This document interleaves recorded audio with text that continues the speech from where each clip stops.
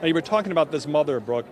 One of the victims, 14-year-old Alyssa Al-Hadaf, by all accounts, a great athlete. She was on the soccer team, a very excellent student, has lots of friends who are here. Everyone we've talked to here knew her. And her mother, Lori, is obviously a very grief-stricken mother. She has 2 younger sons. Alyssa was her oldest daughter. She's grief-stricken, but she is extremely strong. And I want you to listen to what she said to us. How do we allow a gunman to come into our children's school? How do they get through security? What security is there? There's no metal detectors. The gunman, a crazy person, just walks right into the school, knocks down the window of my child's door, and starts shooting her, and killing her.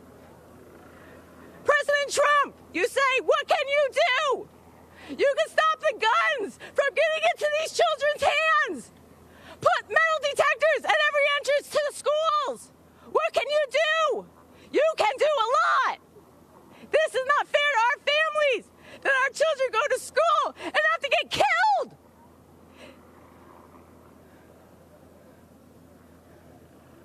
I just spent the last 2 hours putting the burial arrangements for my daughter's funeral, who's 14. President Trump, please do something. Do something. Action! We need it now! These kids need safety now! May Alyssa and the 16 other victims rest in peace. Brooke?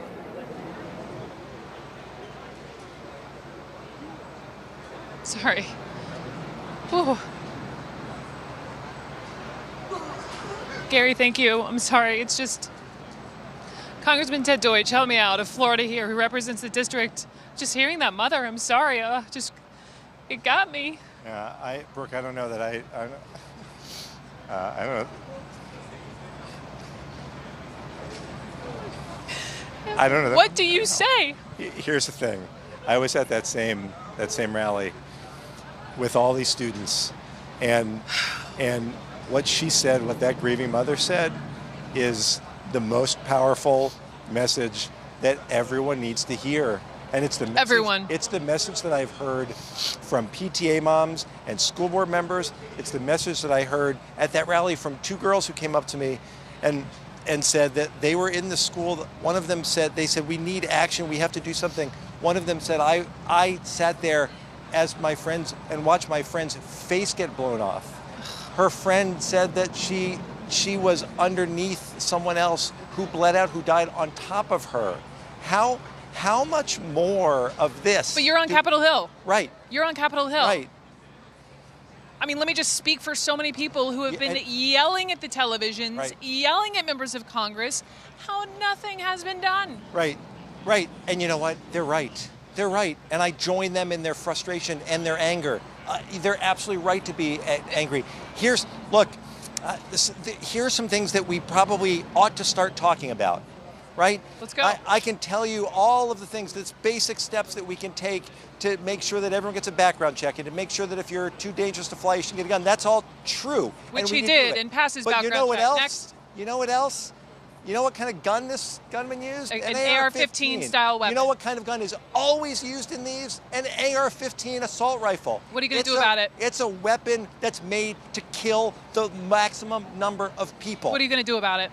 Well, until 2004, it was illegal to manufacture or to own them. Illegal. And that didn't come from crazy left-wing liberals. President Reagan thought that might help dry up the scourge of these guns that wreak so much havoc. I don't understand why in this discussion that we're having, why we advocate for the simple things without any response from my colleague. The speaker will not bring up a single bill for debate. We have to focus on the big things, like making sure that guns that are made to kill the maximum number of people cannot be used that way.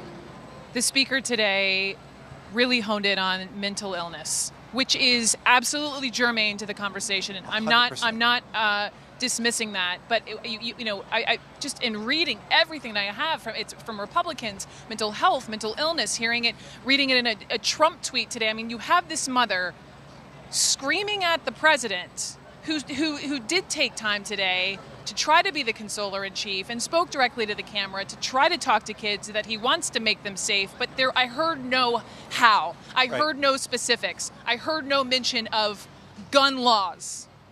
Right. Which makes this mother angry. And she is right, and everyone is right to be angry. The fact is, we have to deal with the mental health crisis in our country. We must. I don't want to demonize people with mental illness and make this all about them. We have to provide access to treatment and care for people with mental illness. That's true. But the fact is... How many more shootings is it going to take for your colleagues to get it together and fix this? Before I left D.C. yesterday, I had so many of my colleagues come up and grab my shoulder and grab my arm and express their heartfelt condolences. Which is lovely. It's lovely, and I believe them. And today they were going to have a moment of silence on the House floor. But you shouldn't have to have something like this happen in your own district to people that you know and care about and represent for it to matter to them. It's not political. It is not politicizing this issue to talk about ending gun violence. The only people who are politicizing this issue are the people who are looking for reasons not to have the conversation.